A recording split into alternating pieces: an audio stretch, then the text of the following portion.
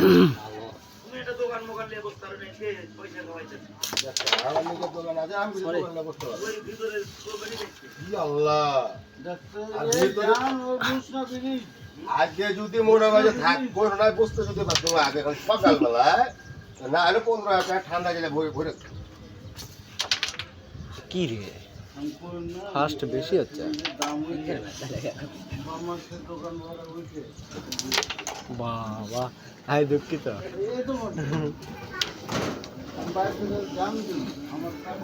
আর বাড়িতে যে মহিলা গেলাতে চাইছে আর পুরুষ মানে বাবা বাথরুমের সিরিয়ালে দিতে দাদা হয় এখন খাবারটা মারো আর কি কবো আর কিছু আছে